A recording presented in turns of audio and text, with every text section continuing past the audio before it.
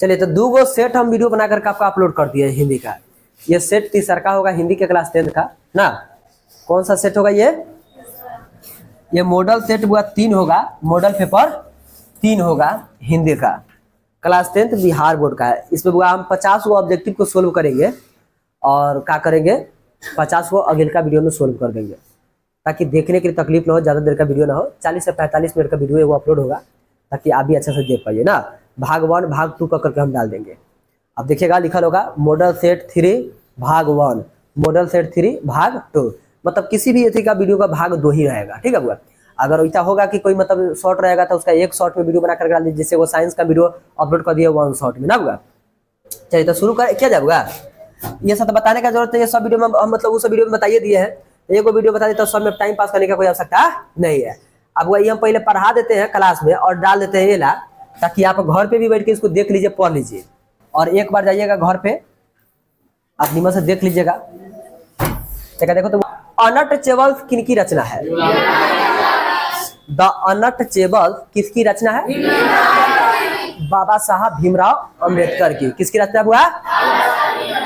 The untouchable बाबा साहब भीमराव अंबेडकर की रचना है। Tennyson किस भाषा के कवि है?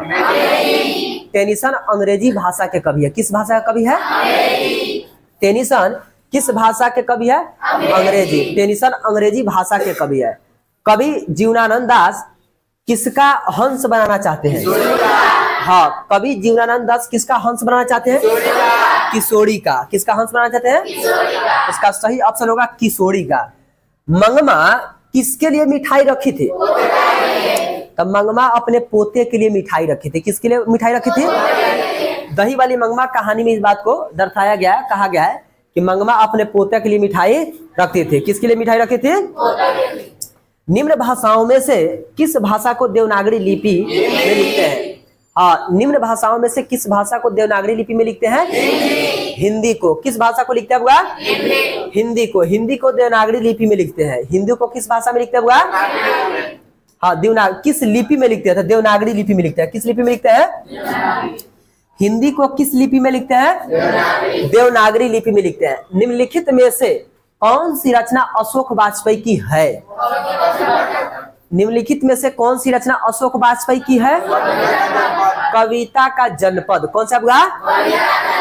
निम्नलिखित में से कौन सी रचना किसकी है? अशोक वाजपेयी की है। निम्नलिखित में से कौन सी रचना अशोक वाजपेयी की है?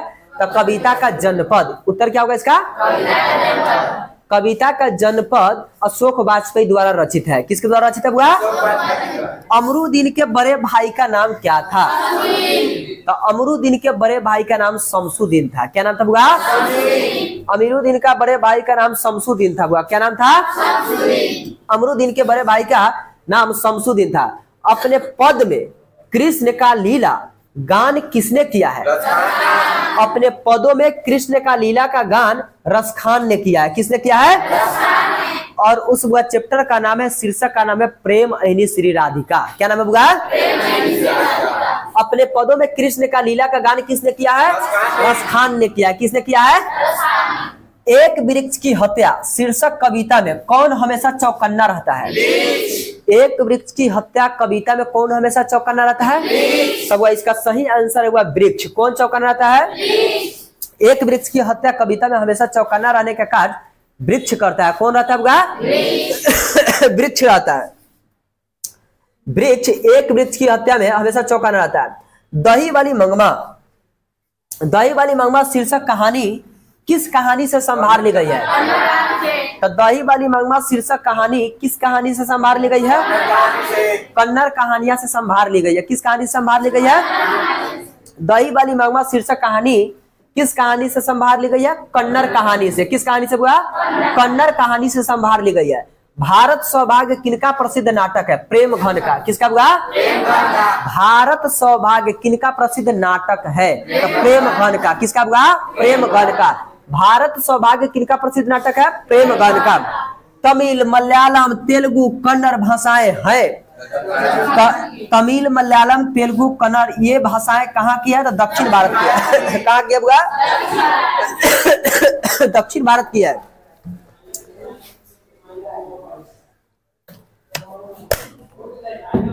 दक्षिण भारत की है। तमिल, मलयालम, तेलुगु, कन्नड़ भाषाएं कहाँ की है ये दक्षिण भाषाएं की, दक्षिण भारत की भाषाएं हैं। मानव मुक्ति का पुरोधा किसे कहा गया है? मानव मुक्ति का पुरोधा बाबा साहब भीमराव अंबेडकर को कहा गया है। किसको कहा गया है? मानव मुक्ति का पुरोधा किसको कहा गया है? बाबा साहब भीमराव अंबेडकर को। किनको कहा गया है? मानव मुक्ति का पुरोधा बाबा साहब भीमराव अंबेडकर को कहा गया है। मोर शब्द है, मोर शब्द है तत्सव तद्भव देशज विदेशज। कौन है बुआ? तो मोर शब्द है तद्भव। किस प्रकार का शब्द है? मोर शब्द तद्भव है। मिठाई, मंगमा मिठाई किसके लिए ले जा रही थी? तो मंगमा मिठाई अपने पोते के लिए ले जा रही थी। किसके लिए ले जा रही थी? मंगमा मिठाई अपने पोते के लिए ले जा रही थी। रामधारी सिंह दिनकर कहाँ के रहने वाले थे? रामधारी सिंह दिनकर को राष्ट्र कवि के नाम से संबोधित किया जाता है। आपसे क्वेश्चन पूछा जाएगा कि राष्ट्र कवि किनको कहा जाता है? तो रामधारी सिंह दिनकर को किनको कहा जाता है? और रामधारी सिंह दिनकर कहाँ के रहने वाले थे? कहाँ के? तो बिहार के रहने वाले थे। रामधारी सिंह दिनकर कहाँ के रहने वाले थे? सत्य के लिए आगरा के लिए एक शब्द बनाइए तो सत्याग्रह। सत्य के लिए आगरा का एक शब्द होगा सत्याग्रह। क्या होगा बुआ? तो इसका सही ऑप्शन होगा बुआ सी। कौन होगा बुआ? सत्य के लिए आगरा बराबर सत्याग्रह। सत्य के लिए आगरा के लिए एक शब्द कौन सा होगा? लेखक अमरकांत ने हाई स्कूल की शिक्षा कहाँ से प्राप्त की थी? बलिया उत्तर प्रदेश से। कहाँ से बुआ? लेखक अमरकांत ने हाई स्कूल की शिक्षा कहाँ से प्राप्त की थी? हाँ, बलिया उत्तर प्रदेश से उन्होंने अपने हाई स्कूल की शिक्षा प्राप्त की थी। कहाँ से की थी बुआ? बलिया उत्तर प्रदेश। किने कार्य है? बलिया उत्तर प्रदेश यहाँ है। कह रहा है कि वह आशा दीवार किस कवि की रचना है? तो आशा दीवार वह गुरु नानक की रचना है। किसकी रचना बुआ? आशा दीवार किस कवि की रचना है? गुरु नानक की है। किन की रचना है? आशा दीवार किन कवि की रचना है? गुरु नानक का। व्यायाम शब्द का संधि विच्छेद होगा तब बी जोड़ आयाम बराबर क्या होगा? बी जोड़ आयाम बराबर क्या होगा? व्यायाम का संधि विच्छेद होगा बी जोड़ आयाम बराबर व्यायाम। बी जोड़ आयाम बराबर क्या होगा? व्यायाम। आगे देखिए, कह रहा है कि मंगू की बड़ी बहन का नाम क्या था? मंगू के बड़ी बहन का नाम था कम्मू। और मंगू जो थी कैसी लड़की थी वह? पगली। कैसी लड़की थी वह? और बहिरी गूंगी। कैसी थी वह? पगली थी, गूंगी थी ना वह? गूंगी थी, सुन तो सकती थी लेकिन बोल नहीं सकती ना वह, तो गूंगी थी। मंगू कैसी लड़की थी?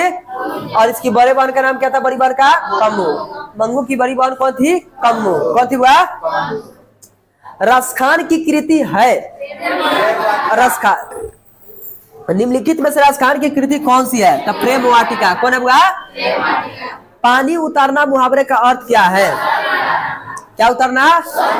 जैसे आप लोगों को लाज लगता है, लाज लगता है, फिर ना बोला है लाज लगता है, झूठ बोल रहा है। लाजे नहीं लगता है तो इको लाज नहीं लगता है, लाज लगता है। पानी उतारना मुहावरे का अर्थ क्या है? शर्म न रहना, यानी कि लाज न रहना, शर्म न रहना। देखो देखो ओकरा के, ओकरा शर्म न लग रहा है, वो बाला लेकर के दिखा रहा है। तेरा बगल में वो है, ओकरा नाम कथी है? हाँ, सनी देओल। कॉल बात तू खारो बैठो चुपचाप। हाँ तो बुआ सनी देओल का पर जा। पानी उतारना मुहावरे का अर्थ क्या बुआ? पानी, हाँ, पानी उतारना मुहावरे का अर्थ क्या बुआ? नागरी लिपि शीर्षक निबंध के निबंधकार कौन है? तो नागरी लिपि निबंध के निबंधकार है वह गुणाकर मूल्य। कौन है वह? नागरी लिपि निबंध के निबंधकार है गुणाकर मूल्य। कौन है वह? हिंदी भाषा में वचन कितने हैं? तो वचन तो वह दो ही है, एक वचन और दूसरा का बहुवचन। जैसे आप लोग है बहुवचन में और हम है एक वचन। हाँ, तो वचन कितने हैं? दो। वचन कितने हैं? दो। नवग्रह किस समास का उदाहरण है? नवग्रह किस समास का उदाहरण है? द्विगु समास का। किस समास का उदाहरण है? अच्छा देखिएगा, ठंडा के दिन में लड़का था, मतलब जाएगा बाथरूम में नहाने जाता है ना बाथरूम में, तो पानी चला उला देगा, पानी टोक देखेगा, ठंडा है तो कहेगा कि आज में नहाएंगे, बिहार नहा लेंगे। ऐसा कभी आप लोग किए? हम तो जांच रहे थे कि आप लोग प्योर पर लाया है।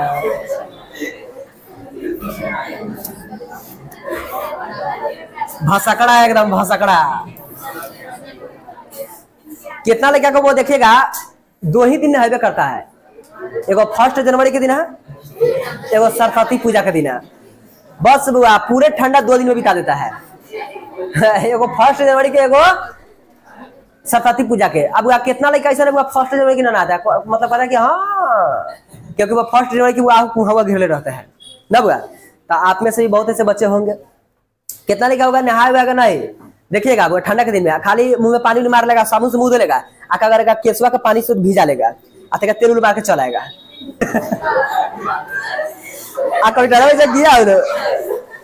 ऐसे अच्छा लड़का लगे देखिएगा। अच्छा ओपन में देखो कैसे शुरू जाता है ठंडा के दिन में। अच्छा देखिएगा दांतवा कुटुर कुटुर करेगा, ऐसा करता है ठंडा के दिन में। हम लोग जब स्कूल में पढ़ते थे, सरकारी स्कूल में, आप लोग ऐसे किए होइएगा। सरकारी स्कूल में जब हम लोग पढ़ते थे तब बोरा पर बैठ जाते थे, एक बार कहते थे कि तो घेच पूरे ऐसा किया आप लोग, बोरा बैठ के पूरे स्कूल का चक्कर लगा रहे हैं। ये है ऐसे किए हैं कि मतलब लड़का एगो बैठल है, तू हमरा का 50 गो बेना हो, हम तोरा का 50 गो बेना हो, आका करते तो 50 गो बेना हो, पारते तो बोलो टिफिन वगैरह चल खाना खाए। ऐसे किए है। अच्छा चीटिंग बाजी। दूसर का आप ऐसे कभी किए कि चल हम तोरा कान में गाना गाऊ मोड़ी कॉपी को मेरा का मोड़ देना, अगर कान में गाना जा झाड़ के एतवार के, ऐसे गाना गाए ना। अच्छा वो तो सब नहीं करता है ना, छोटका लड़का तो सब करता है जो 5 छठा में पढ़ता है। अच्छा अब मन करता है कि काश फिर से हम बच्चा हो जाते और जाकर 5 छठा में पढ़ाई करते। सियान होने में मतलब फायदा ना है ना, थोड़ा भी सियान होने का मतलब जिम्मेवारी, सर पे एक अलग प्रकार का टेंशन, बोझ, घर का, फैमिली का, न जाने किस प्रकार का, समाज का, हर तरह का बोझ होता है। और लड़का किसी प्रकार का बोझ है, कॉपी मोड़ो ना उड़ जाता ले कावा, हम लोग गाते थे, खूब मजा आता था। नवागढ़ शब्द किस समाज का उदाहरण है? किस समाज का हुआ? द्विगु समाज का। रोन नदी के किनारे बसा हुआ शहर का नाम क्या था? अविन्यो। कौन सा वो शहर? दक्षिण फ्रांस के रोन नदी के किनारे बसा हुआ एक पुराना शहर का नाम है अविन्यो। क्या नाम हुआ? अविन्यो। तो देखिए सी नंबर ऑप्शन इसका सही होगा। रोन नदी के किनारे बसे हुए शहर का नाम क्या था? अविन्यो। क्या नाम था? अज्ञा का जन्म कब हुआ था? सच्चिदानंद हिरानंद वत्सायन अज्ञा का जन्म कब हुआ था? ओम मंगलम भगवान विष्णु स्वाहा। अच्छा तब बता हुआ रोन नदी किनारे बसा हुआ कौन सा शहर तब हुआ? रोन नदी के किनारे बसा हुआ शहर का नाम क्या था? अविन्यो। कौन सा शहर? अज्ञा का जन्म कब हुआ था? 7 मार्च 1911 को। हर बात को हुआ पब्लिक नहीं कह रहा था, किसी को बुरा भी लग जाएगा ना। जैसे का जन्म कब हुआ था? काशी किसकी पाठशाला है? काशी किसकी पाठशाला है? संस्कृति की। किसकी पाठशाला है? काशी किसकी पाठशाला है? संस्कृति की। किसकी? हाँ काशी पाठशाला है संस्कृति की। मीनाक्षी मंदिर कहाँ पे है? तमिलनाडु में। कहाँ पे आपका? लगे था कर्नाटक बोला है। मीनाक्षी मंदिर कहाँ पे है? तमिलनाडु में। कहाँ हुआ? लौट कर आऊंगा फिर पाठ कौन सी विद्या है? लौट कर आऊंगा पाठ की कौन सी विद्या है? लौट कर आऊंगा फिर पाठ की कौन सी विद्या है? कौन सी हुआ? विशेषण कितने प्रकार के होते हैं? विशेषण के कितने भेद है? विशेषण 4 प्रकार के होते हैं। कितने प्रकार के होते हैं? 4 प्रकार के होते हैं। कुंवर नारायण द्वारा रचित पाठ कौन सी है? कुंवर नारायण द्वारा रचित पाठ कौन सी हुआ? एक वृक्ष की हत्या। कुंवर नारायण द्वारा पठित रचित पाठ कौन सी है? एक वृक्ष के लेखक कौन है? कुंवर नारायण। कौन हुआ? कुंवर नारायण द्वारा रचित पाठ कौन सी है? संख्यावाचक विशेषण कौन है? 1 2 3 4 5 6 7 8 9 10 ये सब कथी है? संख्या है। तो संख्यावाचक विशेषण कौन है इसमें? नानकाना साहब का संबंध किससे है? हाँ तो गुरु नानक का जन्म स्थान को नानकाना के नाम से जानते हैं। किस नाम से जानते हैं? नानकाना साहब के नाम से जानते हैं। तो गुरु नानक का है इसे संबंध। नानकाना साहब का संबंध किससे हुआ? गुरु नानक से। किससे हुआ? रसखान किस विषय में सिद्ध थे? सवैया छंद में। किस में बुआ? रसखान किस विषय में सिद्ध थे? सवैया छंद में। किस विषय में? हाँ। हे सुख मंजन आरती नंदन, सुन लो हमारी पुकार, चल रहमत के लूटे खजीना, चल शहरे मदीना। ये का है रे? ये का? ये हम तो के लिरिक्स सिखाए हैं कि केंगा हम भक्ति में से निर्गुण धारा में चल जाएगी। नाथ शरीर में केंगे घुसना है हमको ही बताया है ना। चलो शहरे मदीना, जेके लगा के महक जाला दुल्हन नबी के, बोलो पसीना। चलो शहरे मदीना। अच्छा नाथ शरीफ पता है आप लोग को? ऐसे कहा जाता है, जेके लगा के महक जाला दुल्हन हुआ नबी के पसीना, चला शहरे मदीना। अच्छा भाई नाथ शरीफ है बुआ, ये पता है कभी है? ये नाथ शरीफ है। कभी आई है? हाँ चलिए बुआ आगे देखिए। अमरकांत का जन्म हुआ कब हुआ था? कब हुआ था? अमरकांत का जन्म कब हुआ था?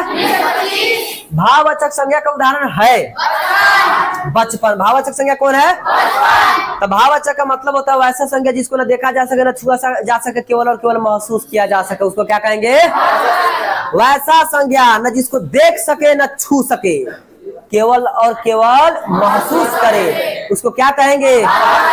कुछ गड़बड़ है दाया, क्या कहेंगे? भाववाचक संज्ञा। कौन सा संज्ञा?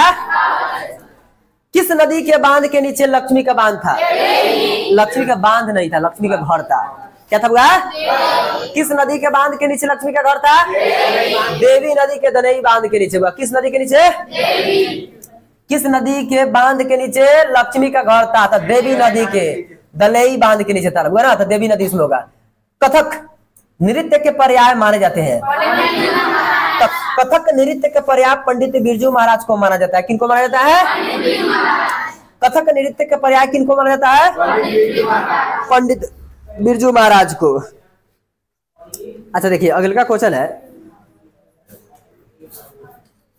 कि भाववाचक संज्ञा कौन नहीं है? कौन नहीं है? दूध। क्योंकि दूध कौन संज्ञा? द्रववाचक संज्ञा। कौन संज्ञा बुआ? हाँ। भाववाचक संज्ञा निम्नलिखित में से कौन नहीं है?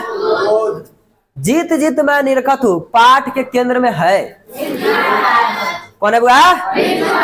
जीत जीत मैं निरखत हूँ के लेखक कौन है? पंडित बिरजू महाराज। कौन है बुआ? अच्छा अज्ञा ने सूत्रपात किया प्रयोगवाद का। अज्ञा ने किस चीज का सूत्रपात किया था? प्रयोगवाद का। स्वर संधि का उदाहरण है रामावतार, परमानंद, कविंद्र, उपयुक्त सभी। उपयुक्त सभी स्वर संधि का उदाहरण कौन है बुआ? सभी। कौन है बुआ? हाँ ये सब होगा। परमानंद भी होगा, रामानंद भी होगा, और कथी है? कविंदर भी होगा।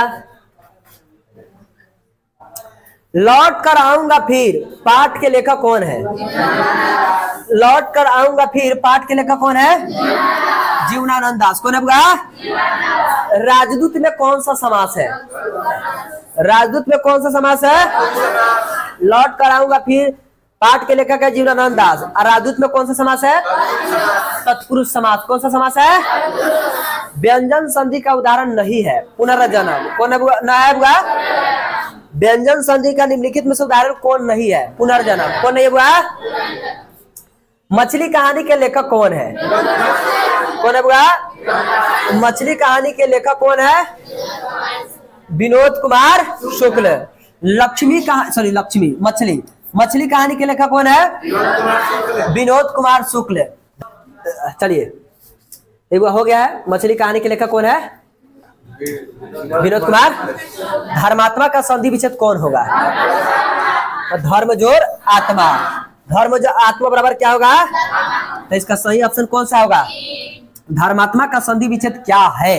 धर्मात्मा का संधि विच्छेद होगा तो धर्म जोड़ आत्मा बराबर धर्मात्मा। शुद्ध शब्द निम्नलिखित में से कौन सा है? तो उत्कर्ष भी है और रोशन भी है। कौन सा बुआ? बुढ़ापा में कौन सा प्रत्यय है? तो बुढ़ापा में आपा प्रत्यय है। कौन सा प्रत्यय बुआ? बुढ़ापा में कौन सा प्रत्यय है? बुढ़ापा में कौन सा प्रत्यय है? आपा। आपा कौन है बुआ? शुद्ध वाक्य कौन है? यह मेरी पुस्तक है, रोटी ताजी है, कच्चा दाल है, दाल कच्चा है, सुरेश को पूछो। तो इसका बहुत सही ऑप्शन होगा कौन? यह मेरी पुस्तक है। शुद्ध वाक्य कौन सा है बुआ इसमें?